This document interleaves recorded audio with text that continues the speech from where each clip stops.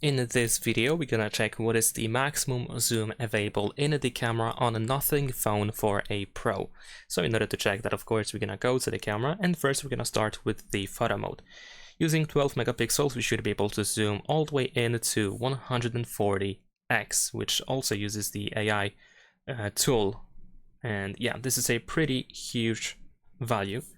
And besides that, if we try to use 50 megapixels, then in here the maximum zoom is going to be 3.5x. As you can see, I cannot really change that. I cannot really zoom all the way into, let's say, even 10x or something.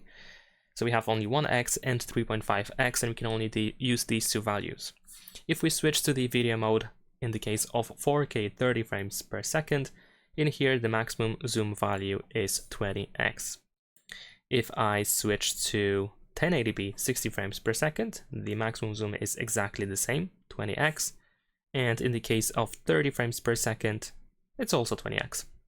So that's pretty much it. Leave a like and subscribe.